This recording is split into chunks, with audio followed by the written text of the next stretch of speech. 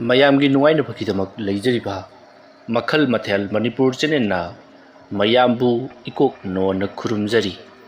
ꯉꯁꯤꯁꯨ ꯃꯌꯥꯝꯒꯤ ꯉꯥꯏꯍꯥꯛ ꯄꯣꯊꯥꯅꯕꯒꯤꯗꯃꯛꯇ ꯃꯃꯥꯡꯊꯛꯇ ꯇꯥꯍꯟꯖꯈꯤꯕ ꯃꯅꯤꯄꯨꯔꯤ ꯍꯣꯔꯔ ꯁ꯭ꯇꯣꯔꯤ ꯇꯤꯟꯁꯪ ꯂꯥꯏꯁꯪ ꯍꯥꯏꯔꯤꯕ ꯋꯥꯔꯤ ꯑꯗꯨꯒꯤ ꯑꯍꯨꯝꯁꯨꯕ ꯇꯥꯡꯀꯛ ꯃꯌꯥꯝꯒꯤ ꯃꯐꯝꯗ ꯈꯨꯗꯣꯜ ꯇꯝꯖꯔꯤ꯫ ꯃꯇꯧ ꯑꯁꯨꯝꯅ ꯒꯤꯇꯥꯔꯅ ꯇꯨꯡꯗ ꯐꯠ ꯂꯩꯊꯣꯔꯛꯄ ꯃꯇꯝꯗꯗꯤ ꯐꯛꯂꯥꯡ ꯑꯗꯨꯗ ꯏ ꯃꯌꯥꯝ ꯑꯃ ꯇꯩꯔꯒ ꯂꯩꯔꯝꯂꯦ꯫ ꯐꯛꯂꯥꯡ ꯑꯗꯨꯗ ꯇꯩꯔꯤꯕ ꯏ ꯑꯗꯨꯗꯤ ꯃꯤ ꯑꯃ ꯃꯥꯜꯂꯤ꯫ ꯃꯤꯒꯤ ꯃꯃꯤ ꯃꯥꯟꯅ ꯏ ꯃꯌꯥꯝ ꯑꯃ ꯇꯩꯔꯝꯕꯗꯨꯗ ꯒꯤꯇꯥ ꯀꯔꯤꯅꯣ ꯁꯤꯗꯤ ꯍꯥꯏꯗꯨꯅ ꯃꯃꯤꯠ ꯃꯅꯥ ꯂꯧꯊꯣꯛꯇꯨꯅ ꯌꯥꯝꯅ ꯀꯟꯅ ꯂꯥꯎꯈꯠꯂꯛꯈꯤ꯫ ꯃꯇꯝ ꯑꯗꯨꯗ ꯒꯤꯇꯥꯒꯤ ꯃꯌꯨꯝꯗ ꯂꯥꯛꯈꯤꯕ ꯅꯨꯄꯤ ꯑꯗꯨꯁꯨ ꯀꯩꯗꯧꯔꯒꯦ ꯒꯤꯇꯥ ꯍꯥꯏꯗꯨꯅ ꯃꯃꯥꯡꯂꯣꯝꯗꯒꯤ ꯆꯦꯟꯁꯤꯜꯂꯛꯏ꯫ ꯃꯇꯝ ꯑꯗꯨꯗ ꯒꯤꯇꯥ ꯃꯃꯤꯠ ꯃꯅꯥ ꯂꯣꯡꯊꯣꯛꯇꯨꯅ ꯀꯟꯅ ꯂꯥꯎꯔꯒ ꯂꯩꯔꯝꯕꯗꯨꯗ ꯅꯨꯄꯤ ꯑꯗꯨꯅ ꯀꯩꯗꯧꯔꯒꯦ ꯅꯪꯕꯨ ꯍꯥꯏꯗꯨꯅ ꯒꯤꯇꯥꯒꯤ ꯃꯉꯛꯁꯝꯗ ꯄꯥꯏꯔꯨꯔꯦ꯫ ꯃꯇꯝ ꯑꯗꯨꯗ ꯒꯤꯇꯥ ꯌꯥꯝꯅ ꯄꯥꯈꯠꯅ ꯅꯨꯄꯤ ꯑꯗꯨꯗ ꯌꯦꯡꯂꯛꯂꯒ ꯌꯦꯡꯉꯨꯇꯨ ꯑꯁꯨꯝꯅ ꯍꯥꯏꯔꯒ ꯑꯃꯨꯛ ꯑꯣꯟꯁꯤꯜꯂꯛꯄꯗꯗꯤ ꯐꯛꯂꯥꯡ ꯑꯗꯨꯗ ꯀꯔꯤꯁꯨ ꯂꯩꯔꯝꯗ꯭ꯔꯦ꯫ ꯃꯇꯝ ꯑꯗꯨꯗ ꯅꯨꯄꯤ ꯑꯗꯨꯅ ꯀꯩꯗꯧꯔꯒꯦ ꯐꯛꯂꯥꯡꯁꯤꯗ ꯀꯩꯗꯧꯔꯒꯦꯕ? ꯃꯇꯝ ꯑꯗꯨꯗ ꯒꯤꯇꯥꯅ ꯍꯧꯖꯤꯛꯇ ꯐꯛꯂꯥꯡꯁꯤꯗ ꯏ ꯃꯌꯥꯝ ꯑꯃ ꯇꯩꯔꯒ ꯂꯩꯔꯝꯃꯤꯕꯅꯤ꯫ ꯑꯁꯨꯝꯅ ꯍꯥꯏꯔꯛꯄꯗꯨꯗ ꯅꯨꯄꯤ ꯑꯗꯨꯅ ꯑꯁ ꯌꯥꯔꯦꯁꯦ ꯂꯥꯛꯑꯣꯁꯦ ꯅꯪꯒꯤ ꯐꯅꯦꯛ ꯍꯥꯏꯕꯗꯨ ꯌꯦꯡꯉꯁꯤ꯫ ꯑꯁꯨꯝꯅ ꯍꯥꯏꯕꯗꯒꯤꯗꯤ ꯒꯤꯇꯥꯁꯨ ꯍꯣꯏ ꯍꯥꯏꯗꯨꯅ ꯃꯅꯤꯡ ꯍꯜꯂꯗꯨꯅ ꯐꯛꯂꯥꯡ ꯑꯗꯨꯗ ꯍꯥꯏꯐꯦꯠ ꯌꯦꯡꯂꯗꯨꯅ ꯊꯣꯛꯂꯛꯂꯤ꯫ ꯃꯁꯤꯒꯤ ꯃꯇꯨꯡ ꯒꯤꯇꯥꯅ ꯑꯁꯨꯝ ꯂꯥꯛꯄꯗ ꯀꯥ ꯑꯃꯗ ꯆꯪꯁꯤꯟꯗꯨꯅ ꯍꯧꯖꯤꯛ ꯅꯨꯄꯤ ꯑꯗꯨꯅ ꯌꯦꯡꯒꯦ ꯂꯧꯒꯦ ꯍꯥꯏꯔꯤꯕ ꯐꯅꯦꯛꯁꯤꯡ ꯑꯗꯣ ꯄꯨꯗꯨꯅ ꯃꯄꯥꯟꯗ ꯊꯣꯛꯂꯛꯂꯒ ꯄꯨꯟꯅ ꯌꯦꯡꯃꯤꯟꯅꯔꯤ꯫ ꯃꯁꯤꯒꯤ ꯃꯇꯨꯡ ꯍꯧꯖꯤꯛꯇꯤ ꯅꯨꯄꯤ ꯑꯗꯨꯁꯨ ꯆꯠꯈ꯭ꯔꯦ꯫ ꯅꯨꯄꯤ ꯑꯗꯨ ꯆꯠꯈ꯭ꯔꯕ ꯃꯇꯨꯡꯗ ꯒꯤꯇꯥ ꯏꯃꯨꯡꯗ ꯆꯪꯕ ꯀꯤꯗꯨꯅ ꯃꯄꯥꯟꯗ ꯑꯁꯨꯃꯛ ꯊꯕꯛ ꯇꯧꯗꯨꯅ ꯂꯩꯔꯤ꯫ ꯅꯨꯃꯤꯗꯥꯡ ꯋꯥꯏꯔꯝ ꯑꯣꯏꯁꯜꯂꯛꯂꯕꯗ ꯍꯦꯃꯟꯇꯁꯨ ꯌꯨꯝꯂꯣꯝꯗ ꯍꯜꯂꯛꯂꯦ꯫ ꯍꯦꯃꯟꯇꯅ ꯌꯨꯝ ꯍꯟꯖꯤꯜꯂꯛꯄꯗ ꯌꯨꯝꯗꯣ ꯃꯩꯒꯁꯨ ꯑꯃꯠꯇ ꯊꯥꯜꯂꯝꯗꯦ, ꯏꯃꯝ ꯃꯝꯂꯤ꯫ ꯒꯤꯇꯥꯅ ꯃꯥꯡꯒꯣꯜꯗ ꯐꯝꯂꯒ ꯑꯗꯨꯃꯛ ꯂꯩꯔꯝꯂꯤ꯫ ꯍꯦꯃꯟꯇ ꯆꯪꯁꯤꯜꯂꯛꯂꯒ ꯑꯩꯃꯥ ꯀꯩꯗꯧꯔꯦ ꯅꯪꯗꯤ? ꯏꯃꯨꯡꯁꯤꯅ ꯏꯃꯝ ꯃꯝꯂꯤꯕꯁꯤꯅ ꯀꯔꯤꯅꯣ? ꯅꯠꯇꯦ ꯁꯟꯙ꯭ꯌꯥ ꯌꯥꯆꯪꯂꯛꯄꯒꯤ ꯂꯥꯏꯗꯨꯛ ꯊꯥꯎꯃꯩꯒ ꯑꯃꯠꯇ ꯀꯠꯇ꯭ꯔꯕꯣ ꯅꯪꯕꯣ? ꯃꯇꯝ ꯑꯗꯨꯗ ꯒꯤꯇꯥꯅ ꯑꯁ ꯑꯩ ꯏꯃꯨꯡꯗ ꯆꯪꯕ ꯀꯤꯗꯅ ꯇꯥꯃꯣ ꯂꯥꯛꯄ ꯉꯥꯏꯔꯝꯂꯤꯕꯅꯤ꯫ ꯍꯦꯔꯥ ꯀꯔꯤ ꯑꯃꯨꯛ ꯇꯧꯔꯕꯒꯦ? ꯃꯇꯝ ꯑꯗꯨꯗ ꯒꯤꯇꯥꯅ ꯉꯁꯥꯏ ꯃꯉꯣꯟꯗ ꯊꯣꯛꯈꯤꯕ ꯃꯥꯅ ꯎꯈꯤꯕꯁꯤꯡ ꯑꯗꯣ ꯂꯣꯏꯅꯃꯛ ꯇꯝꯂꯤ꯫ ꯀꯣꯜꯂꯤꯛ ꯐꯦꯡꯂꯤꯉꯩꯒꯤ ꯃꯇꯝꯗ ꯊꯣꯛꯈꯤꯕ ꯊꯧꯗꯣꯛꯁꯤꯡ ꯑꯃꯗꯤ ꯃꯍꯥꯛꯅ ꯃꯄꯥꯟꯗ ꯊꯣꯛꯂꯛꯄꯗ ꯐꯛꯂꯥꯡꯗ ꯏ ꯇꯩꯈꯤꯕꯒꯤ ꯋꯥꯔꯤ ꯄꯨꯝꯅꯃꯛ ꯁꯥꯔꯕꯗ ꯍꯦꯃꯟꯇꯅ ꯐꯔꯦ ꯑꯣꯖꯥ ꯊꯝꯕꯧ ꯂꯥꯛꯇ꯭ꯔꯤꯕ ꯐꯥꯎꯕꯗꯤ ꯑꯩꯅ ꯅꯪꯕꯨ ꯀꯣꯏꯁꯦꯟ ꯁꯦꯟꯅꯔꯒꯦ꯫ ꯃꯥꯁꯨ ꯀꯨꯏꯅ ꯂꯩꯔꯛꯂꯣꯏꯗꯤ ꯍꯥꯏꯕꯅꯤ꯫ ꯐꯔꯦ ꯂꯥꯛꯑꯣ ꯏꯃꯨꯡ ꯆꯪꯉꯁꯤ ꯂꯥꯛꯑꯣ꯫ ꯑꯁꯨꯝꯅ ꯍꯥꯏꯅꯔꯗꯨꯅ ꯍꯦꯃꯟꯇ ꯑꯃꯗꯤ ꯒꯤꯇꯥ ꯏꯃꯨꯡꯗ ꯆꯪꯃꯤꯟꯅꯔꯛꯂꯤ꯫ ꯃꯁꯤꯒꯤ ꯃꯇꯨꯡ ꯃꯩ ꯃꯊꯪ ꯊꯥꯟꯈ꯭ꯔꯦ꯫ ꯑꯁꯨꯝꯅ ꯃꯇꯝ ꯑꯗꯨ ꯍꯧꯈꯤꯕꯅ ꯍꯧꯖꯤꯛꯇꯤ ꯅꯨꯃꯤꯗꯥꯡ ꯑꯗꯨ ꯊꯦꯡꯖꯤꯜꯂꯛꯂꯤ꯫ ꯍꯦꯃꯟꯇ ꯑꯃꯗꯤ ꯒꯤꯇꯥ ꯆꯥꯛ ꯏꯁꯤꯡ ꯆꯥꯕ ꯊꯛꯄ ꯂꯣꯏꯔꯗꯨꯅ ꯇꯨꯝꯅꯅꯕ ꯇꯧꯔꯤ꯫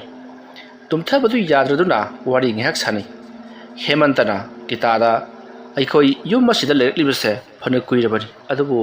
ꯑꯃꯥꯏꯕ ꯊꯝꯕꯧꯒ ꯑꯩꯈꯣꯏꯒ ꯈꯟꯅꯈꯤꯕ ꯅꯨꯃꯤꯠ ꯑꯗꯨꯗꯒꯤꯗꯤ ꯂꯩꯕꯗ ꯌꯥꯝꯅ ꯅꯨꯡꯉꯥꯏꯇꯕ ꯏꯃꯨꯡ ꯌꯨꯝ ꯑꯃ ꯍꯥꯏꯕꯗꯣ ꯑꯣꯏꯔꯛꯂꯦ꯫ ꯑꯍꯜ ꯂꯃꯟꯁꯤꯡꯅ ꯍꯥꯏꯕꯗ ꯑꯃꯥꯏꯕꯒ ꯆꯀ꯭ꯔꯤ ꯇꯧꯔꯨꯅꯨ ꯍꯥꯏꯕꯗꯣ ꯑꯩꯉꯣꯟꯗ ꯊꯣꯛꯂꯨꯔꯦ꯫ ꯉꯁꯥꯏꯗꯨ ꯃꯥꯁꯦ ꯑꯩꯅ ꯐꯨꯔꯒꯦꯗꯅ ꯆꯠꯂꯨꯕꯅꯤ, ꯑꯗꯨꯕꯨ ꯌꯥꯈꯤꯗ꯭ꯔꯦ꯫ ꯐꯩ ꯃꯊꯪꯗꯤ ꯈꯪꯒꯅꯤ꯫ ꯑꯩ ꯍꯌꯦꯡ ꯅꯣꯡꯍꯦꯛ ꯉꯥꯟꯕꯒ ꯑꯩ ꯑꯃꯨꯛꯁꯨ ꯆꯠꯀꯅꯤ꯫ ꯍꯟꯇꯛꯃꯨꯛꯇꯤ ꯃꯃꯤꯠꯇꯨ ꯀꯣꯊꯣꯛꯑꯝꯒꯦ, ꯃꯌꯥꯗꯨꯗ ꯀꯤꯟꯁꯤꯅ ꯍꯟꯖꯤꯟ ꯊꯤꯟꯒꯦ ꯈꯟꯒꯅꯤꯗ꯫ ꯃꯇꯝ ꯑꯗꯨꯗ ꯒꯤꯇꯥꯅ ꯌꯥꯔꯦ ꯀꯩꯗꯧꯔꯒꯦ, ꯑꯗꯨꯃ ꯇꯧꯔꯨꯕ ꯇꯥꯔꯒꯗꯤ ꯃꯗꯨꯗ ꯁꯤꯍꯧꯔꯦꯅ ꯈꯜꯂꯣꯅꯦ, ꯃꯤ ꯍꯥꯠꯂꯨꯕꯒꯤ ꯃꯔꯥꯟꯗ ꯑꯋꯥꯐꯝꯗ ꯇꯥꯒꯗꯧꯔꯤꯕꯅꯤ꯫ ꯃꯗꯨ ꯅꯠꯇ꯭ꯔꯒꯅ ꯑꯗꯨꯗ ꯑꯃꯨꯛ ꯍꯤꯡꯍꯧꯔꯦꯅ ꯈꯜꯂꯣ, ꯑꯩꯈꯣꯏꯗ ꯑꯃꯨꯛꯀ ꯍꯦꯟꯅ ꯑꯋꯥꯕ ꯅꯪꯒꯗꯧꯔꯤꯕꯅꯤ꯫ ꯑꯗꯨꯅ ꯑꯩꯈꯣꯏ ꯑꯣꯖꯥ ꯃꯥꯏꯕ ꯊꯝꯕꯧ ꯂꯥꯛꯇ꯭ꯔꯤꯕ ꯐꯥꯎꯕꯗꯤ ꯈꯔ ꯈꯥꯡꯉꯁꯤ ꯀꯩꯗꯧꯔꯒꯦ? ꯍꯦꯃꯟꯇ ꯌꯥꯝꯅ ꯁꯥꯎꯅ ꯈꯥꯡꯗ꯭ꯔꯦ, ꯑꯩꯁꯨ ꯃꯥꯏꯕꯒꯤ ꯃꯍꯩꯁꯤ ꯅꯤꯡꯊꯤꯅ ꯇꯝꯂꯒ ꯑꯃꯨꯛꯇꯪ ꯂꯥꯟꯊꯦꯡꯅꯁꯤꯔꯥ ꯍꯥꯏꯗꯅ ꯈꯜꯂꯝꯂꯤꯕꯅꯤ꯫ ꯑꯃꯕꯨ ꯑꯣꯏꯔꯦ ꯑꯩ ꯑꯣꯖꯥ ꯃꯥꯏꯕ ꯊꯝꯕꯧ ꯂꯥꯛꯄ ꯉꯥꯏꯕ ꯇꯥꯕꯅꯤ, ꯅꯠꯇ꯭ꯔꯒꯅ ꯃꯍꯥꯛꯅ ꯆꯠꯈꯤꯕ ꯃꯐꯝ ꯑꯗꯨꯗ ꯆꯠꯂꯒ ꯑꯩꯅ ꯑꯣꯏꯅ ꯀꯧꯔꯨꯔꯁꯤꯔ ꯈꯪꯗ꯭ꯔꯦꯗ꯫ ꯃꯇꯧ ꯑꯁꯨꯝꯅ ꯃꯇꯩ ꯃꯅꯥꯎ ꯋꯥꯔꯤ ꯁꯥꯟꯅꯔꯒ ꯂꯩꯔꯤꯉꯩ ꯅꯣꯡ ꯈꯣꯡꯕꯒꯤ ꯃꯈꯣꯜ ꯇꯥꯕ ꯍꯧꯔꯛꯂꯤ꯫ ꯃꯇꯝ ꯑꯗꯨꯗ ꯍꯦꯃꯟꯇꯅ ꯉꯔꯥꯡꯒꯤ ꯅꯣꯡꯍꯧꯗꯣ ꯑꯃꯨꯛ ꯇꯧꯗꯣꯔꯤ ꯃꯥꯜꯂꯦ, ꯇꯨꯝꯃꯅꯕ ꯇꯧꯔꯁꯤ ꯍꯥꯏꯔꯛꯂꯤ꯫ ꯃꯇꯝ ꯑꯗꯨꯗ ꯒꯤꯇꯥꯅ ꯉꯔꯥꯡꯕꯨ ꯅꯣꯡ ꯇꯥꯈꯤꯕ꯭ꯔꯣ ꯍꯥꯏꯗꯨꯅ ꯍꯪꯂꯛꯏ꯫ ꯃꯗꯨꯗ ꯍꯦꯃꯟꯇꯅ ꯇꯥꯈꯤ, ꯅꯪꯗꯤ ꯀꯔꯤ ꯑꯃꯠꯇ ꯈꯪꯍꯧꯗ꯭ꯔꯕ ꯃꯥꯜꯂꯦ, ꯇꯨꯝꯃꯒ ꯂꯩꯔꯕꯅꯤꯅ꯫ ꯑꯁꯨꯝꯅ ꯍꯥꯏꯅꯔꯗꯨꯅ ꯃꯈꯣꯏ ꯑꯅꯤꯗꯣ ꯇꯨꯝꯃꯅꯕ ꯍꯣꯠꯅꯔꯤꯉꯩ ꯃꯄꯥꯜꯗ ꯀꯅꯥꯒꯨꯝꯕ ꯃꯤꯑꯣꯏ ꯈꯔꯅ ꯉꯔꯪ ꯉꯔꯪ ꯋꯥꯔꯤ ꯁꯥꯟꯅꯕꯒꯤ ꯈꯣꯟꯖꯦꯜ ꯇꯥꯔꯤ ꯃꯇꯝ ꯑꯗꯨꯗ ꯍꯦꯃꯟꯇꯅ ꯍꯩꯁ ꯀꯅꯥꯅꯣ ꯃꯄꯥꯜꯗ ꯃꯤ ꯂꯩꯕꯗꯧꯅ ꯇꯧꯏꯅ ꯃꯇꯝ ꯑꯗꯨꯗ ꯒꯤꯇꯥꯅ ꯀꯔꯤꯅꯣ ꯑꯩꯗꯤ ꯀꯩꯝꯇ ꯇꯥꯗꯦꯅ ꯃꯇꯝ ꯑꯗꯨꯗ ꯍꯦꯃꯟꯇꯅ ꯑꯃꯨꯛ ꯍꯣꯏ ꯅꯪꯗꯤ ꯇꯥꯔꯣꯏꯅꯦ ꯅꯅꯥꯁꯨ ꯅꯨꯡꯉꯥꯏꯇꯅ ꯅꯪꯗꯤ ꯂꯩꯔꯝꯃꯣ ꯑꯩꯅꯦ ꯇꯨꯃꯤꯟꯅ ꯀꯔꯤ ꯀꯔꯤ ꯍꯥꯏꯅꯔꯤꯕꯅꯣ ꯍꯥꯏꯗꯣ ꯇꯥꯔꯒ ꯌꯦꯡꯈꯤꯒꯦ ꯃꯥꯒꯤ ꯑꯃꯥꯏꯕ ꯂꯨꯈꯣꯏ ꯍꯥꯏꯕꯗꯨ ꯑꯃꯨꯛ ꯂꯥꯛꯂꯒ ꯃꯥꯡꯒꯣꯜ ꯑꯁꯤꯗ ꯕꯨꯠ ꯁꯥꯟꯅꯔꯤꯕ꯭ꯔꯥ ꯈꯪꯗ꯭ꯔꯦ ꯑꯩ ꯑꯃꯨꯛꯇꯪ ꯆꯠꯂꯒ ꯌꯦꯡꯉꯨꯈꯤꯒꯦꯀꯣ ꯑꯁꯨꯝꯅ ꯍꯥꯏꯔꯝꯂꯒ ꯍꯦꯃꯟꯇ ꯇꯞꯅ ꯐꯃꯨꯡꯗꯒꯤ ꯀꯨꯝꯊꯈꯤ ꯃꯇꯝ ꯑꯗꯨꯗ ꯒꯤꯇꯥꯅ ꯄꯪꯀꯨꯏ ꯀꯨꯏꯔꯛꯀꯅꯨꯀꯣ ꯍꯥꯏꯗꯨꯅ ꯂꯩꯍꯧꯔꯤ ꯃꯗꯨꯗꯤ ꯍꯦꯃꯟꯇ ꯏꯪꯉꯛꯏ ꯉꯔꯥꯡꯗꯤ ꯃꯍꯥꯛꯅ ꯀꯨꯝꯊꯔꯒ ꯆꯠꯈꯤꯒꯦ ꯇꯧꯕꯗ ꯒꯤꯇꯥꯅ ꯂꯥꯛꯀꯦ ꯍꯥꯏꯗꯨꯅ ꯏꯟꯅꯈꯤꯕꯅꯤ ꯑꯗꯨꯕꯨ ꯉꯁꯤꯗꯤ ꯒꯤꯇꯥꯅ ꯃꯍꯥꯛ ꯂꯩꯍꯧꯅꯤꯡꯕꯒꯤ ꯋꯥꯐꯝ ꯑꯃ ꯍꯥꯏꯔꯤꯕꯁꯤꯗ ꯍꯟꯗꯛꯃꯨꯛꯇꯤ ꯒꯤꯇꯥꯁꯦ ꯇꯁꯦꯡꯕ ꯑꯁꯦꯡꯕ ꯒꯤꯇꯥ ꯑꯣꯏꯔ ꯃꯥꯜꯂꯦ ꯈꯟꯖꯔꯤ ꯃꯁꯤꯒꯤ ꯃꯇꯨꯡ ꯍꯦꯃꯟꯇ ꯇꯞꯅ ꯇꯞꯅ ꯑꯁꯨꯝ ꯂꯥꯛꯄꯅ ꯃꯃꯥꯡ ꯊꯣꯡ ꯑꯗꯣ ꯌꯧꯔꯛꯂꯤ ꯃꯃꯥꯡ ꯊꯣꯡ ꯑꯗꯨ ꯌꯧꯔꯕ ꯃꯇꯨꯡ ꯃꯅꯥ ꯊꯥꯡꯖꯤꯟꯗꯨꯅ ꯃꯥꯡꯒꯣꯜꯗ ꯁꯥꯟꯅꯔꯤꯕ ꯋꯥꯔꯤ ꯑꯗꯣ ꯀꯔꯤꯅꯣ ꯍꯥꯏꯗꯨꯅ ꯇꯨꯃꯤꯟꯅ ꯇꯥꯔꯤ ꯃꯇꯝ ꯑꯗꯨꯗ ꯃꯥꯡꯒꯣꯜꯗ ꯂꯩꯔꯤꯕꯁꯤꯡ ꯑꯗꯨꯅ ꯍꯥꯏꯅꯔꯤꯕꯁꯤ ꯌꯨꯝꯁꯦ ꯑꯩꯅ ꯉꯝꯅ ꯄꯥꯟꯒꯗꯧꯔꯤꯕꯅꯤ ꯑꯃꯅ ꯑꯃꯨꯛ ꯈꯨꯝꯃꯤ ꯌꯥꯔꯣꯏ ꯌꯥꯔꯣꯏ ꯑꯩꯅ ꯑꯣꯏꯅ ꯇꯧꯒꯗꯧꯔꯤꯕꯅꯤ ꯌꯨꯝ ꯑꯁꯤꯗ ꯂꯩꯔꯤꯕ ꯍꯦꯃꯟꯇ ꯍꯥꯏꯕꯁꯤꯒ ꯒꯤꯇꯥ ꯍꯥꯏꯕꯁꯤꯒꯗꯤ ꯑꯩꯗꯤ ꯆꯥꯖꯅꯤꯡꯗꯦ ꯃꯥꯒꯤ ꯃꯆꯥꯅꯨꯄꯥ ꯊꯣꯏꯊꯣꯏꯕ ꯍꯥꯏꯕꯗꯨꯅꯤ ꯑꯩꯅ ꯌꯥꯝꯅ ꯆꯥꯅꯤꯡꯂꯤꯕꯁꯤ ꯑꯗꯨꯒ ꯒꯤꯇꯥꯁꯤꯅ ꯅꯪꯅ ꯆꯥꯔꯣ ꯑꯗꯨꯒ ꯍꯦꯃꯟꯇ ꯍꯥꯏꯔꯤꯁꯤꯅ ꯑꯩꯅ ꯆꯥꯔꯒꯦ ꯅꯠꯇꯦ ꯅꯪꯅ ꯆꯥꯔꯣ ꯑꯁꯨꯝꯅ ꯉꯔꯪ ꯉꯔꯪ ꯁꯥꯟꯅꯔꯤꯕꯗꯨ ꯇꯥꯕꯗ ꯍꯦꯃꯟꯇ ꯁ꯭ꯋꯥꯏ ꯂꯥꯎꯈ꯭ꯔꯤ ꯃꯁꯤꯗꯒꯤꯗꯤ ꯍꯦꯃꯟꯇ ꯃꯍꯥꯛꯅ ꯇꯣꯡꯗꯨꯅ ꯆꯠꯂꯤꯕ ꯁꯦꯟꯗꯜ ꯑꯗꯨ ꯂꯧꯊꯣꯛꯂꯒ ꯊꯣꯡꯒꯤ ꯃꯃꯥꯏ ꯑꯗꯨꯗ ꯌꯥꯝꯅ ꯍꯧꯅ ꯄꯥꯡ ꯐꯨꯗꯨꯅ ꯀꯅꯥ ꯃꯥꯡꯒꯣꯜꯗ ꯂꯥꯡꯂꯤꯕꯁꯦ ꯍꯥꯏꯗꯨꯅ ꯌꯥꯝꯅ ꯀꯟꯅ ꯁꯥꯐꯨ ꯀꯟꯅ ꯊꯤꯟꯗꯨꯅ ꯂꯥꯎꯔꯨꯔꯤ ꯑꯗꯨꯒ ꯊꯣꯡ ꯑꯗꯨ ꯈꯪꯍꯥꯡ ꯍꯥꯡꯗꯣꯛꯏ ꯃꯇꯝ ꯑꯗꯨꯗ ꯃꯥꯡꯒꯣꯜꯗ ꯂꯩꯔꯝꯕꯁꯤꯗ ꯈꯪꯒꯨꯝ ꯀꯔꯤꯒꯨꯝ ꯍꯣꯠꯇꯅ ꯆꯦꯟꯅꯈ꯭ꯔꯤ ꯃꯇꯝ ꯑꯗꯨꯗ ꯍꯦꯃꯟꯇꯅ ꯑꯉꯛꯄ ꯑꯃ ꯎꯔꯤ ꯃꯗꯨꯗꯤ ꯆꯦꯟꯅꯈ꯭ꯔꯤꯕꯁꯤꯡ ꯑꯗꯨꯗꯤ ꯍꯧꯗꯣꯡ ꯉꯥꯛꯇꯅꯤ ꯑꯗꯨꯒ ꯆꯦꯟꯈ꯭ꯔꯤꯕ ꯍꯧꯗꯣꯡꯁꯤꯡ ꯑꯗꯣ ꯄꯪꯉꯛꯁꯨ ꯑꯃꯠꯇ ꯌꯥꯎꯗꯦ ꯃꯁꯤꯗꯒꯤꯗꯤ ꯍꯦꯃꯟꯇ ꯃꯃꯤꯠ ꯃꯅꯥ ꯂꯥꯎꯊꯣꯛꯇꯨꯅ ꯉꯛꯅ ꯌꯦꯡꯗꯨꯅ ꯂꯩꯔꯤꯉꯩ ꯂꯦꯡꯖꯨꯝꯗ ꯀꯅꯥꯒꯨꯝꯕ ꯑꯃꯅ ꯇꯥꯞ ꯂꯥꯎꯅ ꯄꯥꯏꯔꯛꯏ ꯑꯁꯨꯝꯅ ꯂꯦꯡꯖꯨꯝꯗ ꯄꯥꯏꯔꯛꯄꯗꯨꯗ ꯍꯦꯃꯟꯇ ꯈꯪꯗꯨꯅ ꯃꯍꯥꯛꯀꯤ ꯃꯈꯨꯠ ꯑꯗꯨꯅ ꯐꯠ ꯂꯥꯎꯅ ꯀꯅꯥꯅꯣꯅꯦ ꯍꯥꯏꯗꯨꯅ ꯌꯥꯝꯅ ꯁꯥꯐꯨ ꯀꯟꯅ ꯍꯥꯏꯔꯛꯄꯗ ꯒꯤꯇꯥꯒꯤ ꯃꯈꯖꯥꯏꯗ ꯌꯥꯝꯅ ꯀꯟꯅ ꯊꯥꯈ꯭ꯔꯦ ꯃꯁꯤꯗꯒꯤꯗꯤ ꯒꯤꯇꯥ ꯑꯌꯣꯏꯃ ꯍꯥꯏꯗꯨꯅ ꯂꯥꯎꯔꯝꯂꯒ ꯃꯍꯥꯛꯁꯨ ꯇꯔꯪ ꯆꯠꯇꯨꯅ ꯂꯩꯃꯥꯏꯗ ꯋꯥꯟꯊꯗꯨꯅ ꯇꯥꯈ꯭ꯔꯦ ꯃꯁꯤꯗꯒꯤꯗꯤ ꯍꯦꯃꯟꯇ ꯆꯦꯟꯁꯤꯜꯂꯛꯇꯨꯅ ꯒꯤꯇꯥ ꯍꯩ ꯒꯤꯇꯥ ꯍꯥꯏꯗꯨꯅ ꯀꯧꯔꯒ ꯒ꯭ꯌꯥꯟ ꯂꯥꯛꯅꯕ ꯍꯣꯠꯅꯔꯤ ꯃꯁꯤꯗꯒꯤꯗꯤ ꯒꯤꯇꯥ ꯇꯞꯅ ꯋꯥꯈꯜ ꯂꯥꯛꯂꯤ ꯑꯗꯨꯒ ꯀꯔꯤꯒꯤꯅꯣ ꯑꯩꯒꯤ ꯃꯥꯏꯗ ꯀꯟꯅ ꯊꯤꯜꯂꯤꯗꯨꯕꯣ ꯑꯁꯨꯝꯅ ꯍꯥꯏꯔꯛꯄꯗ ꯍꯦꯃꯟꯇꯅ ꯍꯩ ꯁꯣꯝꯗ ꯑꯩꯅ ꯀꯩꯅꯣꯝ ꯎꯈꯤꯕꯒꯤ ꯄꯥꯈꯠꯂꯒ ꯂꯩꯔꯤꯉꯩꯗꯨꯗ ꯅꯪꯅ ꯁꯥꯌꯦꯡꯗ ꯄꯥꯏꯔꯛꯄꯗꯨꯗ ꯑꯩꯗꯤ ꯈꯪꯄ꯭ꯔꯦꯛ ꯈꯪꯗꯨꯅ ꯈꯨꯠꯁꯤ ꯑꯩꯅ ꯍꯥꯏꯗꯣꯔꯛꯄꯗ ꯈꯖꯥꯏꯗ ꯊꯣꯡꯈꯤꯕꯅꯤꯅꯦ ꯑꯩꯅ ꯈꯖꯤꯛꯇꯪ ꯊꯦꯡꯕꯗ ꯋꯥꯟꯊꯔꯗꯨꯅꯗꯤ ꯍꯌꯦꯡ ꯃꯤꯒ ꯐꯨꯅꯔꯛꯄꯗꯗꯤ ꯅꯪꯗꯤ ꯊꯔꯣ ꯑꯣꯜꯂꯒ ꯉꯥꯎꯔꯒ ꯑꯗꯨꯝ ꯇꯥꯈꯤꯕꯒꯤ ꯐꯤꯕꯝꯅꯤꯅꯦ ꯍꯧꯒꯠꯂꯣ ꯑꯁꯨꯝꯅ ꯍꯥꯏꯔꯛꯄꯗ ꯒꯤꯇꯥꯅ ꯅꯨꯄꯤ ꯅꯣꯏꯒ ꯃꯥꯟꯅꯩ ꯑꯁꯨꯝꯅ ꯍꯥꯏꯗꯨꯅ ꯍꯧꯒꯠꯂꯛꯂꯒ ꯃꯥꯡꯒꯣꯜꯗ ꯀꯔꯤ ꯂꯩꯔꯤꯕꯅꯣ ꯍꯥꯏꯅ ꯃꯥꯁꯨ ꯌꯦꯡꯒꯦ ꯇꯧꯏ ꯃꯗꯨꯗ ꯍꯦꯃꯟꯇꯅ ꯀꯔꯤꯝꯇꯕꯨꯗꯤ ꯂꯩꯇꯕꯅꯤ ꯂꯥꯎ ꯆꯪꯅꯅꯕ ꯇꯧꯔꯁꯤ ꯑꯁꯨꯝꯅ ꯍꯥꯏꯔꯒ ꯊꯣꯡ ꯑꯗꯣ ꯀ꯭ꯔꯛ ꯂꯣꯟꯁꯤꯜꯂꯝꯂꯤ ꯑꯗꯨꯒ ꯃꯈꯣꯏꯒꯤ ꯀꯥ ꯇꯝꯅ ꯄꯔꯞ ꯂꯥꯛꯂꯤ ꯃꯇꯝ ꯑꯗꯨꯗ ꯌꯨꯝꯒꯤ ꯌꯦꯅꯈꯥꯗ ꯍꯧꯗꯣꯡ ꯆꯤꯛꯅꯕꯒꯤ ꯑꯍꯧꯕ ꯃꯈꯣꯜ ꯑꯃ ꯇꯥꯕ ꯍꯧꯔꯛꯂꯤ ꯍꯧꯗꯣꯡ ꯆꯤꯛꯅꯔꯤꯕ ꯑꯗꯨꯁꯨ ꯆꯨꯝꯅꯒ ꯆꯤꯛꯅꯕ ꯅꯠꯇꯦ ꯌꯥꯝꯅ ꯀꯟꯅ ꯈꯦꯛꯅ ꯂꯥꯎꯅ ꯈꯣꯡꯂꯤꯕꯅꯤ ꯑꯗꯨꯒ ꯐꯤ ꯀꯥꯝꯗꯨꯅ ꯌꯥꯝꯅ ꯀꯟꯅ ꯆꯤꯛꯅꯔꯤꯕꯅꯤ ꯑꯁꯨꯝꯅ ꯇꯧꯔꯛꯄꯁꯤꯗ ꯒꯤꯇꯥꯅ ꯀꯔꯤꯅꯣ ꯍꯧꯗꯣꯡ ꯆꯤꯛꯅꯕꯕꯨ ꯑꯁꯨꯃꯥꯏꯅ ꯇꯧꯕ꯭ꯔꯣ ꯃꯇꯝ ꯑꯗꯨꯗ ꯍꯦꯃꯟꯇꯅ खरा साथीना चिंगनबदी असमाइन तौबनी असुमना हाइरमबदगिरी गीता अमदि हेमंता येंगनै मरमदि हौदोंग चिंगनरिबनी हाइजन तौरिबदो फुरुंग नैनबा खरो खोतटपा अमदि यामना कन्ना ngंगलका खेक्लका खोंगनबा अमदि मखोय अनिना खुनबगी मखोल गोरोंग गरांग लौबा मयाम अमा ताबद नतना फगलांग अरुद नपनपगा सुम काखिबगी मोंग तौरकली असम चिंगना दुना ngiyaw ngangduna फगलांग अरुद सुम काखखरगा युमगी यांगलेन जौख्री युमथक अदुदा गोरोंग गरांग हौदोंगदो यामना कन्ना चिंगनरई मतम मरद हेमंतना मसीदी कैनोमनी खल्लदुना माना तोंगलिबा सिनलदो अमुकसु लौथोक्तुना युमगी जिंगा मथक अदुदा इमुंग लोमदगी यामना वांगन लंखतुना यांगलेनगी जिंगा अदुदा बांग लाउना फुहल्ली असुम तौबदुदा हौदोंग चिंगरमदो तुमिना लेख्री मसीदी हेमंतना नोयने तमनबदा नुंगाइजनबा ꯍꯌꯦꯡꯗꯒꯤ ꯖꯤꯡꯒꯁꯦ ꯂꯣꯏ ꯐꯛꯇꯣꯛꯂꯒ ꯊꯝꯃꯒꯦꯁꯦ ꯄꯨꯍꯥꯡ ꯍꯥꯡꯉꯗꯤ ꯐꯔꯦꯗꯅ ꯃꯄꯥꯟꯗꯁꯨ ꯂꯩꯔꯔꯣꯏ ꯃꯅꯨꯡꯗꯁꯨ ꯂꯩꯔꯔꯣꯏ ꯀꯔꯤ ꯀꯥꯟꯗꯕꯗ ꯑꯗꯨ ꯅꯠꯇ꯭ꯔꯣ ꯅꯈꯣꯏꯅ ꯄꯥꯝꯂꯤꯕꯁꯦ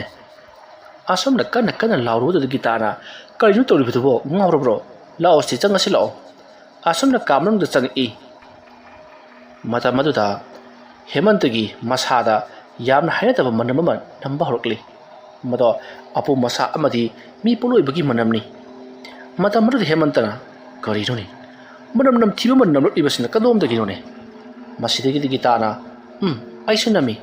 ꯀꯔꯣꯝꯗꯒꯤꯅꯣ ꯁꯤꯕꯣ ꯃꯁꯤꯗꯒꯤꯗꯤ ꯍꯦꯃꯟꯇꯅ ꯌꯥꯔꯁꯤ ꯂꯥꯛꯑꯣ ꯀꯥꯡꯈꯜ ꯃꯅꯨꯡꯗ ꯇꯨꯃꯤꯟꯅ ꯂꯩꯔꯁꯤ ꯑꯗꯨꯒ ꯐꯔꯅꯤ ꯑꯣꯖꯥ ꯑꯃꯥꯏꯕ ꯊꯝꯕꯧꯗꯨꯁꯨꯕꯀꯣ ꯃꯥꯒꯤ ꯃꯥꯟꯅꯕꯗꯣ ꯂꯥꯌꯦꯡꯗꯕ ꯌꯥꯗꯦ ꯍꯥꯏꯗꯅ ꯍꯦꯛꯇꯃꯛ ꯆꯠꯈꯤ ꯑꯩꯈꯣꯏꯒꯤꯁꯤ ꯂꯣꯏꯔꯝꯂꯒ ꯆꯠꯄꯁꯨ ꯌꯥꯔꯤ ꯄꯣꯠꯅꯤ ꯃꯗꯨꯗ ꯒꯤꯇꯥꯅ ꯀꯩꯅꯣꯅꯤ ꯍꯥꯏꯔꯤꯗꯨꯕꯣ ꯃꯤꯒꯤ ꯑꯅꯥꯕ ꯌꯥꯎꯋꯦꯗꯅ ꯆꯠꯈꯤꯕꯗꯨꯕꯨ ꯑꯩꯈꯣꯏꯒꯤꯁꯤ ꯂꯣꯏꯔꯒ ꯆꯠꯂꯨ ꯍꯥꯏꯔꯤꯕꯁꯤꯕꯣ ꯑꯅꯥꯕꯗꯨꯕꯨ ꯈꯥꯝꯃꯒ ꯊꯝꯕ ꯌꯥꯕꯒꯤ ꯃꯑꯣꯡꯗ ꯍꯣꯏꯅꯦ ꯑꯗꯨꯁꯨ ꯆꯨꯝꯃꯤꯅꯦ ꯑꯁꯨꯝꯅ ꯍꯥꯏꯅꯔꯤꯉꯩ ꯃꯈꯣꯏꯒꯤ ꯌꯨꯝ ꯑꯗꯣ ꯀꯅꯥꯒꯨꯝꯕ ꯃꯤꯑꯣꯏ ꯑꯃꯅ ꯊꯨꯒꯥꯏꯔꯛꯄꯒꯤ ꯃꯑꯣꯡꯗ ꯒ꯭ꯔꯣꯡ ꯒ꯭ꯔꯣꯡ ꯂꯥꯎꯅ ꯁꯤꯙꯔꯛꯂꯤ ꯁꯤꯙꯕꯒꯤ ꯃꯈꯣꯜ ꯇꯥꯕꯒꯤ ꯋꯥꯅꯤ ꯄꯣꯠ ꯆꯩ ꯀꯔꯤꯝꯇ ꯑꯃꯥꯡ ꯑꯇꯥꯗꯤ ꯊꯣꯛꯇꯦ ꯐꯛꯂꯥꯡ ꯑꯗꯨꯗꯁꯨ ꯀꯔꯤꯒꯨꯝꯕ ꯌꯥꯝꯅ ꯂꯨꯝꯕ ꯃꯇꯨꯝ ꯇꯥꯕ ꯄꯣꯠ ꯑꯃꯅ ꯍꯟꯖꯤꯟ ꯍꯟꯖꯤꯟ ꯊꯣꯝꯕꯒꯤ ꯃꯑꯣꯡꯗ ꯕꯨꯝ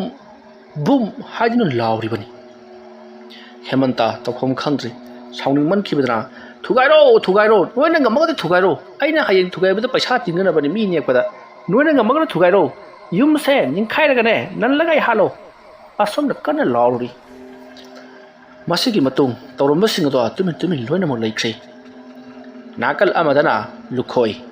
ꯅꯤꯡꯊꯤꯅ ꯐꯝꯂꯒ ꯃꯥꯒꯨꯝꯕꯅ ꯑꯩꯕꯨ ꯎꯁꯤꯠ ꯊꯑꯣꯏꯗꯕ ꯉꯁꯥꯏ ꯂꯥꯛꯂꯒ ꯀꯔꯤꯅꯣ ꯃꯌꯥꯝꯒꯁꯨ ꯍꯥꯏꯔꯝꯂꯗꯅ ꯃꯤ ꯎꯁꯤꯠꯇꯕ ꯑꯉꯥꯡ ꯂꯥꯜꯂꯦ ꯍꯥꯏꯖꯕ ꯂꯥꯛꯄ ꯃꯥꯜꯂꯒ ꯑꯩꯉꯣꯟꯗ ꯙꯝꯀꯥꯒ ꯇꯧꯔꯛꯄ ꯁꯥꯗꯅ ꯐꯩ ꯈꯪꯒꯅꯤ ꯉꯁꯤꯒꯤ ꯅꯨꯃꯤꯠ ꯑꯁꯤꯗ ꯃꯍꯥꯛꯀꯤ ꯅꯨꯄꯤ ꯒꯤꯇꯥꯁꯤ ꯉꯥꯎꯅ ꯐꯩꯅ ꯅꯥꯍꯜꯂꯒ ꯑꯃꯨꯛꯇꯪ ꯆꯤꯡꯊꯦꯛꯍꯟꯒꯦ ꯈꯪꯒꯅꯤꯗꯅ ꯈꯪꯒꯅꯤ ꯑꯗꯨ ꯑꯣꯏꯕ ꯇꯥꯔꯒꯗꯤ ꯃꯃꯥꯡ ꯊꯣꯡ ꯑꯁꯤꯗ ꯍꯦꯛꯇ ꯆꯪꯍꯜꯂꯒꯦ ꯑꯁꯨꯝꯅ ꯍꯦꯛ ꯍꯥꯏꯔꯛꯄꯒ ꯁꯣꯝꯗ ꯍꯦꯃꯟꯇꯒꯤ ꯌꯨꯝꯗꯅꯤ ꯌꯨꯝꯒꯤ ꯊꯣꯡ ꯑꯗꯣ ꯇꯞꯅ ꯀꯅꯥꯒꯨꯝꯕ ꯑꯃꯅ ꯍꯥꯡꯇꯣꯔꯛꯄꯒꯤ ꯃꯈꯣꯜ ꯇꯥꯔꯤ ꯍꯦꯃꯟꯇ ꯀꯔꯤꯅꯣ ꯇꯧꯔꯤꯕꯁꯤꯕꯣ ꯊꯣꯡ ꯂꯣꯟꯕꯒꯤ ꯀꯥꯟꯅꯕ ꯂꯩꯇ꯭ꯔꯕ꯭ꯔꯥ ꯇꯧꯔꯤꯁꯤꯕꯣ ꯑꯁꯨꯝꯅ ꯈꯜꯂꯒ ꯂꯩꯔꯤꯉꯩ ꯗꯨꯡ ꯗꯨꯡ ꯗꯨꯡ ꯗꯨꯡ ꯂꯥꯎꯅ ꯃꯈꯣꯏꯒꯤ ꯀꯥ ꯇꯝꯅ ꯀꯅꯥꯒꯨꯝꯕ ꯑꯃ ꯆꯪꯉꯛꯂꯤ ꯃꯤꯅ ꯃꯈꯣꯡ ꯊꯥꯡꯕ ꯍꯥꯏꯕꯁꯤꯃꯗꯨꯕꯨ ꯌꯦꯠꯀ ꯑꯣꯏꯒ ꯗꯨꯡ ꯗꯨꯡ ꯂꯥꯎꯅ ꯊꯥꯡꯂꯤꯕꯅꯤ ꯑꯗꯨꯕꯨ ꯍꯧꯖꯤꯛ ꯆꯪꯉꯛꯂꯤꯕ ꯑꯁꯤꯗꯤ ꯃꯑꯣꯡ ꯑꯃꯅꯤ ꯆꯣꯡꯂꯒ ꯂꯥꯛꯄꯒꯤ ꯃꯑꯣꯡꯗ ꯗꯨꯡ ꯗꯨꯡ ꯗꯨꯡ ꯗꯨꯡ ꯍꯥꯏꯗꯨꯅ ꯂꯥꯎꯔꯤ ꯒꯤꯇꯥꯗꯤ ꯁꯣꯝꯗ ꯀꯤꯃꯟꯈꯤꯕꯅ ꯍꯦꯃꯟꯇꯗ ꯀꯟꯅ ꯀꯣꯟꯁꯤꯟꯗꯨꯅ ꯀꯩꯅꯣꯁꯤꯕꯣ ꯇꯥꯃꯣ ꯀꯩꯅꯣꯁꯤꯕꯣ ꯍꯦꯃꯟꯇꯅ ꯍꯣꯏ ꯀꯩꯁꯨ ꯇꯧꯔꯣꯏ ꯑꯩ ꯂꯩꯔꯤꯕꯁꯤꯗꯤ ꯑꯩꯅꯅꯦ ꯐꯅꯕ ꯇꯧꯒꯅꯤꯀꯣ ꯑꯁꯨꯝꯅ ꯍꯥꯏꯅꯔꯤꯉꯩ ꯍꯦꯃꯟꯇ ꯑꯃꯗꯤ ꯒꯤꯇꯥꯅ ꯂꯩꯔꯤꯕ ꯀꯥ ꯑꯗꯨꯒꯤ ꯊꯣꯡ ꯑꯗꯣ ꯀ꯭ꯔꯣꯛ ꯀ꯭ꯔꯣꯛ ꯂꯥꯎꯅ ꯍꯥꯡꯇꯣꯔꯛꯂꯤ ꯃꯁꯤꯗꯒꯤꯗꯤ ꯍꯦꯃꯟꯇ ꯍꯦꯔꯥ ꯃꯁꯤ ꯌꯧꯔꯗꯤ ꯑꯩ ꯇꯧꯒꯦꯁꯦ ꯍꯥꯏꯗꯨꯅ ꯐꯃꯨꯡꯗꯒꯤ ꯆꯣꯡꯊꯔꯛꯄꯗ ꯀꯥꯡꯈꯗ ꯀꯔꯤꯅꯣ ꯑꯅꯥꯟꯕ ꯄꯣꯠ ꯑꯃ ꯂꯩꯔꯝꯕꯗꯒꯤ ꯈꯪꯅ ꯅꯥꯟꯊꯣꯛꯈ꯭ꯔꯤ ꯑꯗꯨꯒ ꯃꯍꯥꯛ ꯀꯥꯡꯈꯨꯜꯗ ꯌꯩꯗꯨꯅ ꯂꯩꯃꯥꯏꯗ ꯎꯞꯁꯤꯜꯂꯒ ꯇꯥꯈ꯭ꯔꯤ ꯃꯔꯝ ꯑꯁꯤꯅ ꯍꯦꯃꯟꯇ ꯒ꯭ꯌꯥꯟ ꯃꯥꯡꯈ꯭ꯔꯤ ꯍꯦꯃꯟꯇꯅ ꯒ꯭ꯌꯥꯟ ꯃꯥꯡꯈ꯭ꯔꯕꯗ ꯒꯤꯇꯥ ꯌꯥꯝꯅ ꯄꯥꯈꯠꯅ ꯀꯩꯗꯧꯔꯒꯦ ꯅꯪꯕꯨ ꯍꯥꯏꯗꯨꯅ ꯆꯣꯡꯊꯔꯛꯇꯨꯅ ꯍꯦꯃꯟꯇꯕꯨ ꯒ꯭ꯌꯥꯟ ꯂꯥꯛꯅꯕ ꯍꯣꯠꯅꯔꯤ ꯃꯇꯝ ꯑꯗꯨꯗ ꯍꯦꯃꯟꯇꯗꯤ ꯒ꯭ꯌꯥꯟ ꯃꯝꯈꯤꯕꯅ ꯋꯥꯟꯊꯈꯤꯕꯅ ꯀꯔꯤꯃꯠꯇ ꯈꯨꯝꯂꯛꯇ꯭ꯔꯤ ꯒꯤꯇꯥ ꯇꯧꯐꯝ ꯈꯪꯗꯅ ꯀꯟꯅ ꯀꯟꯅ ꯂꯥꯎꯗꯨꯅ ꯀꯞꯂꯤ ꯑꯗꯨꯒ ꯀꯅꯥ ꯀꯅꯥ ꯂꯩꯕꯒꯦ ꯑꯩꯈꯣꯏꯒꯤ ꯏꯇꯦꯡ ꯑꯃꯨꯛꯇ ꯄꯥꯡꯕꯤꯌꯣ ꯍꯥꯏꯗꯨꯅꯁꯨ ꯀꯞꯇꯨꯅ ꯂꯥꯎꯔꯤ ꯃꯇꯝ ꯑꯗꯨꯗ ꯒꯤꯇꯥꯅ ꯂꯥꯎꯕꯒꯤ ꯈꯣꯟꯖꯦꯜ ꯑꯗꯨ ꯇꯥꯕꯗ ꯌꯨꯝꯊꯪꯅꯕꯁꯤꯡ ꯑꯗꯣ ꯀꯩꯗꯧꯅꯔꯕꯖꯥꯠꯅꯣ ꯍꯥꯏꯗꯨꯅ ꯃꯈꯣꯏꯁꯨ ꯆꯦꯟꯊꯣꯛꯅꯔꯛꯂꯤ ꯑꯗꯨꯒ ꯉꯁꯥꯏ ꯃꯈꯩ ꯍꯦꯃꯟꯇꯅ ꯀꯣꯏꯂꯥꯎ ꯂꯥꯎꯕ ꯖꯤꯡꯒꯗ ꯊꯤꯟꯕ ꯇꯧꯔꯤꯕꯁꯤꯡ ꯑꯗꯣ ꯂꯣꯏꯅꯃꯛ ꯃꯈꯣꯏꯁꯨ ꯇꯥꯔꯤꯕꯅꯤ ꯃꯈꯣꯏꯗꯤ ꯒꯤꯇꯥꯒ ꯁꯥꯎꯅꯔꯤ ꯃꯥꯜꯂꯦ ꯍꯥꯏꯗꯨꯅ ꯈꯜꯂꯨꯕꯅꯤ ꯑꯗꯨꯒꯗꯤ ꯒꯤꯇꯥꯅ ꯑꯣꯏꯅ ꯀꯅꯥ ꯀꯅꯥ ꯂꯩꯕꯒꯦ ꯑꯩꯈꯣꯏꯕꯨ ꯑꯃꯨꯛꯇ ꯀꯟꯕꯤꯌꯨ ꯍꯥꯏꯗꯨꯅ ꯂꯥꯎꯔꯛꯄꯁꯤꯗ ꯀꯩꯗꯧꯅꯔꯕꯖꯥꯠꯅꯣ ꯍꯥꯏꯗꯨꯅ ꯃꯌꯥꯝꯁꯨ ꯆꯦꯟꯁꯤꯜꯂꯛꯂꯤ ꯑꯗꯨꯒ ꯊꯣꯡ ꯍꯥꯡꯉꯣ ꯍꯥꯏꯗꯨꯅ ꯂꯥꯎꯔꯛꯂꯤ ꯃꯇꯝ ꯑꯗꯨꯗ ꯒꯤꯇꯥꯅ ꯊꯣꯡꯗꯤ ꯍꯥꯡꯂꯤꯕꯅꯤ ꯍꯥꯏꯔꯛꯄꯗ ꯂꯥꯛꯂꯤꯕꯁꯤꯡ ꯑꯗꯨꯅ ꯀꯗꯥꯏꯗꯒꯤ ꯍꯥꯡꯕꯅꯣꯅꯦ ꯅꯝꯕ ꯆꯠꯇꯦꯅꯦ ꯍꯥꯏꯗꯨꯅ ꯍꯥꯏꯔꯛꯄꯗꯒꯤ ꯒꯤꯇꯥ ꯄ꯭ꯔꯞ ꯆꯦꯟꯊꯣꯔꯛꯇꯨꯅ ꯊꯣꯡ ꯍꯥꯡꯉꯤ ꯃꯁꯤꯗꯒꯤꯗꯤ ꯃꯌꯥꯝ ꯆꯦꯟꯁꯤꯜꯂꯛꯇꯨꯅ ꯀꯩꯗꯧꯔꯦ ꯍꯥꯏꯗꯨꯅ ꯍꯪꯂꯨꯕꯗ ꯒꯤꯇꯥꯅ ꯊꯣꯛꯈ꯭ꯔꯤꯕ ꯄꯨꯝꯅꯃꯛ ꯂꯣꯏꯅꯃꯛ ꯇꯝꯂꯤ ꯃꯁꯤꯒꯤ ꯃꯇꯨꯡ ꯍꯦꯃꯟꯇꯗꯣ ꯏꯁꯤꯡ ꯃꯥꯏꯁꯤꯡ ꯊꯥꯗꯨꯅ ꯂꯥꯛꯅꯕꯗꯒꯤ ꯍꯦꯃꯟꯇ ꯒ꯭ꯌꯥꯟ ꯂꯥꯛꯂꯤ ꯁꯣꯝꯗ ꯅꯥꯀꯜ ꯑꯃꯗꯅ ꯂꯨꯈꯣꯏꯅ ꯂꯩꯀꯥꯏ ꯃꯌꯥꯝ ꯊꯨꯝꯖꯤꯟꯈ꯭ꯔꯦ ꯑꯗꯨ ꯑꯣꯏꯕ ꯇꯥꯔꯒꯗꯤ ꯑꯩꯉꯣꯟꯗ ꯁꯣꯏꯗꯅꯃꯛꯀꯤ ꯐꯔꯛ ꯇꯥꯔꯛꯂꯒꯅꯤ ꯑꯗꯨꯅ ꯑꯩꯒꯤ ꯊꯕꯛꯁꯦ ꯂꯣꯏꯁꯤꯜꯍꯧꯗꯕ ꯌꯥꯗ꯭ꯔꯦ ꯍꯥꯏꯗꯨꯅ ꯄꯔꯞ ꯂꯣꯏꯁꯤꯜꯂꯒ ꯃꯍꯥꯛꯁꯨ ꯏꯃꯨꯡ ꯆꯪꯈ꯭ꯔꯤ ꯃꯁꯤꯒꯤ ꯃꯇꯨꯡ ꯍꯦꯃꯟꯇꯁꯨ ꯋꯥꯈꯜ ꯂꯥꯛꯂꯤ ꯃꯍꯥꯛꯅ ꯋꯥꯈꯜ ꯂꯥꯛꯄꯗ ꯃꯤꯌꯥꯝ ꯑꯃ ꯂꯩꯔꯝꯕ ꯑꯁꯤꯗ ꯍꯦꯃꯟꯇꯅ ꯀꯩꯗꯧꯔꯒꯦ ꯃꯌꯥꯝ ꯑꯩꯒꯤꯁꯤꯗ ꯂꯩꯔꯝꯃꯤꯕꯁꯤꯕꯣ matam madu kita na mahana tusan kiba madi wantha kiba ki matang loina mak wari li matam madu da hemantana hoine aina phamung dagi kumthara pada swai sida chit nan ba kaino ma leirami adagi ai lo khak lo turga kangthol da koksi selaga adhong wakhal ta khidra male adom na hairak pada kita na su karino phamang sidi karimta anana posul loitana asum na haina patagi mayamna nakhoi gi sei karino ma leiba male maiba haiba mata amukta yengthong na batau asum na haina laga mayam su hanakri mayam hanakra matung gitara tholon sali aduga hemanta gi manak changakli matam adu hemantana pungsina kaya taraba jano haiduna pung yengrubada nongalamdai gi pung ahum khare hedun leramli masidi hemantana tawri bathabaga sidi nga katang orubu ningore aduga karino nongado gi tolomi bisina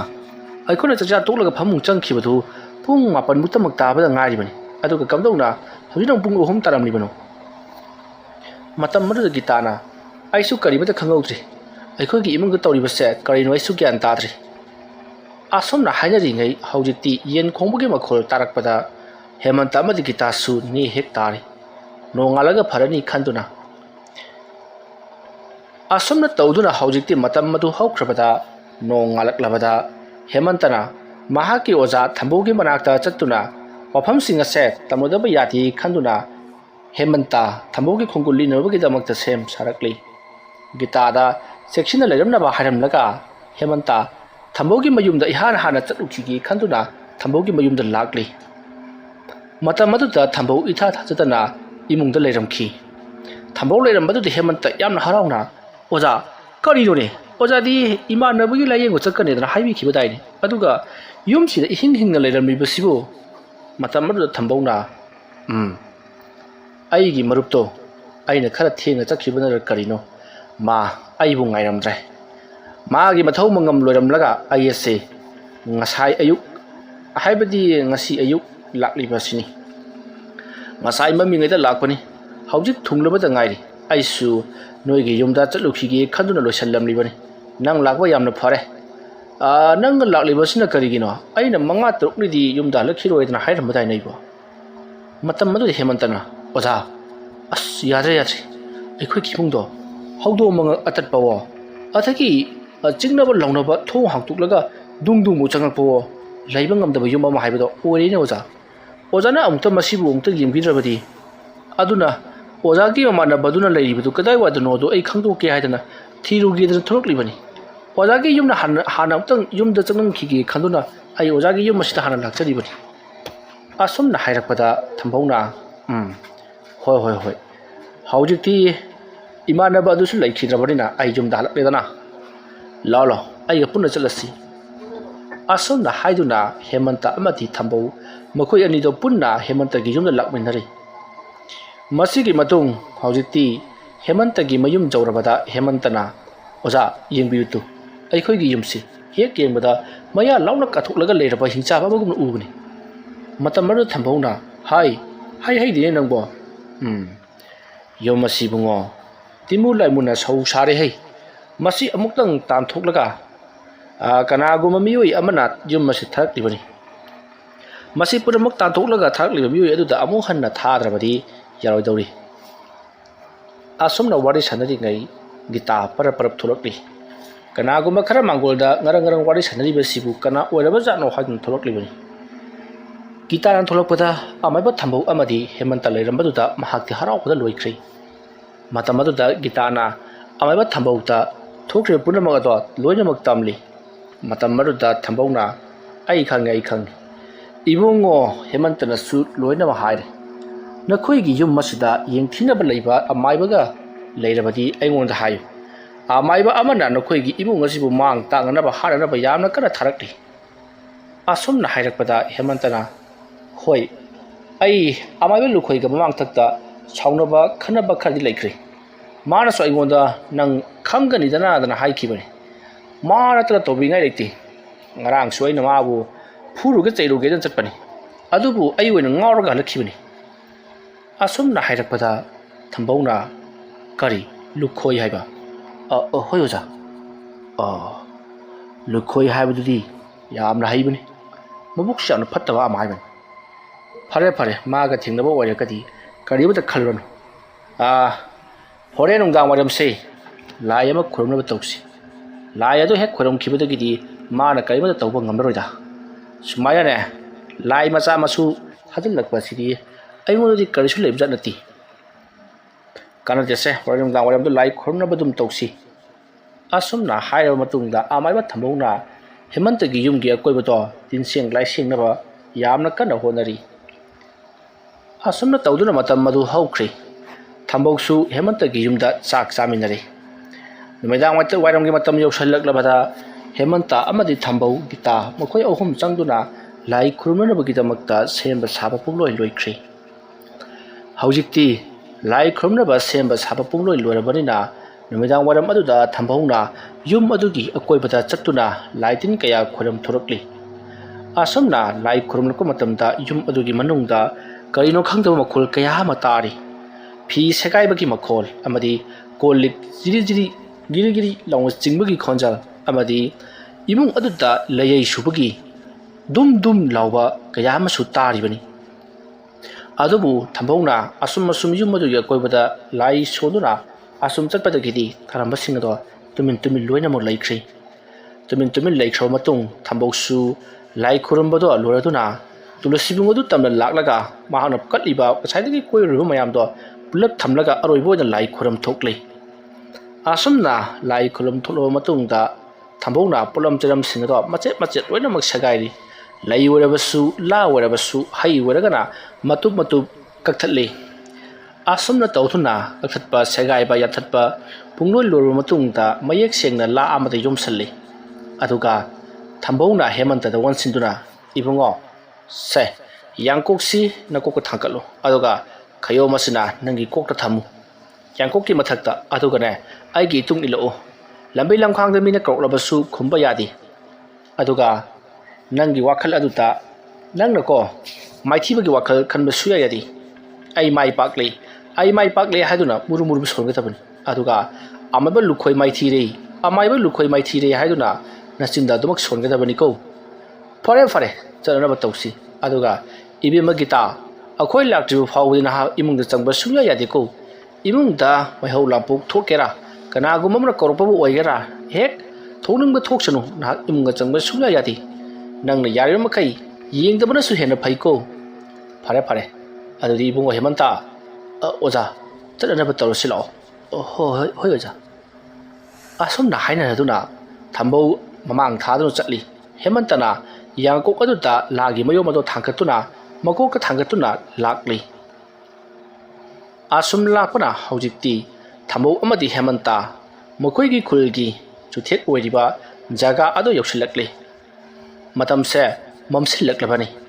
ꯃꯁꯤꯗꯒꯤ ꯊꯝꯕꯧꯅ ꯆꯨꯊꯦꯛ ꯑꯗꯨꯗ ꯂꯦꯞꯂꯒ ꯍꯦꯃꯟꯇꯗ ꯌꯥꯡꯀꯣꯛ ꯑꯃꯗꯤ ꯈꯌꯣꯝ ꯑꯗꯣ ꯁꯤꯗ ꯊꯝꯃꯨ ꯍꯥꯏꯗꯨꯅ ꯊꯝꯃꯤ ꯑꯗꯨꯒ ꯊꯝꯕꯧꯅ ꯂꯦꯋꯥ ꯇꯤꯟꯋꯥ ꯈꯔ ꯁꯣꯟꯗꯨꯅ ꯂꯥ ꯑꯗꯣ ꯈꯌꯣꯝ ꯑꯗꯣ ꯍꯥꯡꯇꯣꯛꯂꯤ ꯑꯗꯨꯒ ꯐꯝꯗꯣꯛꯇꯨꯅ ꯊꯝꯂꯒ ꯃꯁꯤꯗꯒꯤꯗꯤ ꯅꯈꯣꯏ ꯑꯃꯨꯛ ꯍꯟꯅ ꯂꯥꯛꯄ ꯌꯥꯔꯣꯏꯀꯣ ꯅꯈꯣꯏꯕꯨ ꯑꯩꯅ ꯁꯤꯗ ꯊꯥꯗꯣꯛꯂꯝꯂꯕꯅꯤ ꯂꯝ ꯍꯦꯟꯗꯨꯅ ꯑꯃꯨꯛ ꯍꯟꯅ ꯍꯦꯃꯟꯇꯒꯤ ꯌꯨꯝꯗ ꯂꯥꯛꯂꯕꯗꯤ ꯅꯈꯣꯏ ꯆꯩꯕꯤ ꯆꯩꯊꯦꯡ ꯐꯪꯕꯇ ꯅꯠꯇꯅ ꯑꯋꯥ ꯑꯅꯥ ꯇꯥꯒꯅꯤꯀꯣ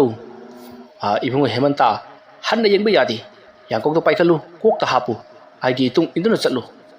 ꯑꯁꯨꯝꯅ ꯍꯥꯏꯗꯨꯅ ꯊꯝꯕꯧꯅ ꯃꯥꯡꯗ ꯃꯨꯔꯨꯝ ꯁꯣꯟꯗꯨꯅ ꯆꯠꯂꯤ ꯑꯗꯨꯒ ꯍꯦꯃꯟꯇꯅ ꯇꯨꯡꯗ ꯏꯟꯅꯔꯛꯂꯤ ꯇꯨꯡꯗ ꯀꯔꯤꯒꯨꯝꯕ ꯈꯣꯟꯖꯦꯜ ꯈꯔ ꯒꯨꯗꯨꯡ ꯏꯟꯅꯔꯛꯂꯒ ꯉꯤꯌꯥꯎ ꯍꯥꯏꯗꯨꯅꯁꯨ ꯈꯣꯡꯂꯤ ꯍꯦꯃꯟꯇ ꯃꯁꯥꯗꯣ ꯁ꯭ꯋꯥꯏ ꯂꯥꯎꯏ ꯑꯗꯨꯕꯨ ꯇꯨꯡꯗꯗꯤ ꯍꯟꯅ ꯌꯦꯡꯂꯨꯗ꯭ꯔꯤ ꯁꯣꯝꯗ ꯊꯝꯕꯧꯅꯁꯨ ꯇꯨꯡꯗ ꯍꯟꯅ ꯌꯦꯡꯕ ꯌꯥꯗꯦꯀꯣ ꯏꯕꯨꯡꯉꯣ ꯍꯥꯏꯗꯨꯅ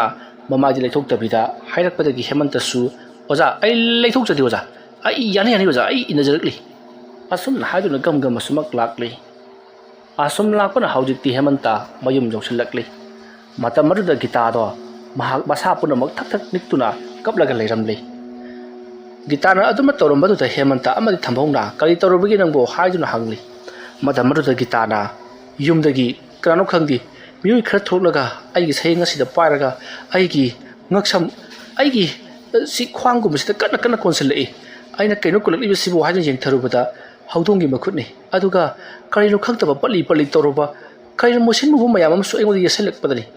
ꯑꯩ ꯏꯃꯨꯡꯒꯗꯤ ꯌꯦꯡꯁꯤꯜꯂꯨꯗꯦ ꯀꯤꯃꯟꯈꯤꯕꯅ ꯑꯩ ꯃꯤꯠ ꯎꯏꯁꯤꯜꯂꯒ ꯈꯥꯡꯂꯝꯂꯤꯕꯁꯤꯅꯤ ꯑꯁꯨꯝꯅ ꯍꯥꯏꯔꯛꯄꯗ ꯊꯝꯕꯧꯅ ꯍꯧꯖꯤꯛꯇꯤ ꯃꯗꯣ ꯀꯔꯤ ꯑꯃꯇ ꯇꯧꯔꯛꯂꯔꯣꯏ ꯄꯨꯝꯅꯃꯛ ꯐꯔꯒꯗꯕꯅꯤꯀꯣ ꯏꯕꯨꯡꯉꯣ ꯍꯦꯃꯟꯇ ꯑꯣꯖꯥ ꯑꯗꯨꯗꯤ ꯑꯩꯁꯨ ꯑꯃꯨꯛ ꯆꯠꯅꯅꯕ ꯇꯧꯔꯒꯦ ꯃꯈꯥ ꯇꯥꯅ ꯀꯔꯤꯒꯨꯝꯕ ꯇꯧꯔꯛꯂꯕꯗꯤ ꯑꯩꯉꯣꯟꯗ ꯑꯃꯨꯛ ꯍꯥꯏꯔꯛꯂꯣ ꯉꯁꯤ ꯑꯩꯅ ꯇꯧꯔꯤꯕ ꯑꯁꯤꯅꯗꯤ ꯀꯔꯤ ꯑꯃꯠꯇ ꯇꯧꯔꯛꯇꯅꯕꯒꯤꯗꯃꯛꯇ ꯑꯩꯅ ꯁꯦꯝꯂꯕꯅꯤꯀꯣ ꯑꯗꯨꯗꯤ ꯍꯦꯃꯟꯇ ꯑꯩ ꯑꯃꯨꯛ ꯆꯠꯅꯅꯕ ꯇꯧꯔꯒꯦ ꯍꯧꯖꯤꯛꯇ ꯀꯔꯤꯒꯨꯝꯕ ꯇꯧꯔꯛ ꯇꯥꯔꯒꯗꯤ ꯏꯆꯝ ꯆꯝꯕꯗꯤ ꯇꯧꯔꯛꯂꯔꯣꯏ ꯍꯣꯏ ꯑꯣꯖꯥ ꯑꯁꯨꯝꯅ ꯍꯥꯏꯗꯨꯅ ꯍꯦꯃꯟꯇꯅ ꯊꯝꯕꯧꯗ ꯄꯩꯁꯥ ꯈꯔ ꯗꯈꯤꯅꯥ ꯀꯠꯆꯔꯤ ꯃꯗꯨꯒꯤ ꯃꯇꯨꯡ ꯊꯝꯕꯧꯁꯨ ꯃꯌꯨꯝꯗ ꯑꯗꯨꯝ ꯍꯟꯈ꯭ꯔꯤ ꯁꯣꯝꯗ ꯅꯥꯀꯜ ꯑꯃꯗꯅ ꯂꯨꯈꯣꯏ ꯃꯩ ꯍꯧꯅ ꯁꯥꯎꯈ꯭ꯔꯤ ꯃꯍꯥꯛꯅ ꯍꯦꯃꯟꯇꯒꯤ ꯃꯌꯨꯝꯗ ꯇꯧꯈꯤꯕꯁꯤꯡ ꯑꯗꯣ ꯂꯣꯏꯅꯃꯛ ꯐꯈ꯭ꯔꯦ ꯀꯣꯛꯈ꯭ꯔꯦ ꯍꯥꯏꯕꯁꯤ ꯃꯍꯥꯛꯁꯨ ꯈꯪꯂꯤꯕꯅꯤ ꯃꯁꯤꯗꯒꯤ ꯂꯨꯈꯣꯏꯅ ꯑꯩꯅ ꯑꯗꯨꯛ ꯃꯇꯝ ꯆꯪꯅ ꯑꯩꯅ ꯀꯌꯥꯗ ꯋꯥꯅ ꯃꯈꯣꯏꯒꯤ ꯌꯨꯝ ꯑꯗꯨꯗ ꯊꯥꯖꯤꯟꯈꯤꯕ ꯇꯤꯝꯕꯨ ꯂꯥꯏꯕꯛ ꯄꯨꯝꯅꯃꯛ ꯈꯨꯜꯒꯤ ꯆꯤꯗꯥꯏꯗ ꯂꯩꯊꯣꯛꯇꯨꯅ ꯍꯨꯟꯗꯣꯛꯇꯨꯅ ꯊꯝꯈ꯭ꯔꯕ ꯐꯩ ꯈꯪꯒꯅꯤ ꯍꯟꯇꯃꯨꯛꯇꯤ ꯃꯈꯣꯏꯒꯤ ꯏꯃꯨꯡ ꯑꯁꯤꯗ ꯇꯤꯟꯁꯪ ꯂꯥꯏꯁꯪ ꯍꯥꯏꯔꯤꯕ ꯂꯥꯏ ꯃꯆꯤꯟ ꯃꯅꯥꯎꯗꯨ ꯊꯥꯖꯤꯟꯗꯨꯅ ꯑꯣꯠꯀꯦ ꯅꯩꯒꯦ ꯈꯪꯒꯅꯤꯗꯅ ꯑꯁꯨꯝꯅ ꯍꯥꯏꯔꯒ ꯂꯨꯈꯣꯏ ꯇꯤꯟꯁꯪ ꯂꯥꯏꯁꯪ ꯍꯥꯏꯔꯤꯕ ꯂꯥꯏ ꯑꯁꯤꯕꯨ ꯀꯧꯊꯣꯛꯅꯕꯒꯤꯗꯃꯛ ꯁꯦꯝꯕ ꯁꯥꯕ ꯍꯧꯔꯛꯂꯤ ꯋꯥꯔꯤ ꯑꯁꯤꯒꯤ ꯑꯍꯨꯝꯁꯨꯕ ꯇꯥꯡꯀꯛ ꯃꯇꯥꯡ ꯑꯁꯤꯗ ꯂꯣꯏꯁꯤꯟꯖꯔꯤ ꯃꯊꯪꯒꯤ ꯇꯥꯡꯀꯛꯇꯅ ꯀꯔꯤ ꯀꯝꯗꯧꯔꯛꯄꯒꯦ ꯍꯥꯏꯕꯗꯨ ꯃꯌꯥꯝ ꯄꯨꯟꯅ ꯑꯃꯨꯛ ꯉꯥꯏꯃꯤꯟꯅꯔꯁꯤ ꯃꯌꯥꯝꯕꯨ ꯑꯔꯣꯏꯕꯗ ꯑꯃꯨꯛꯀ ꯍꯟꯅ ꯈꯨꯔꯨꯝꯖꯔꯤ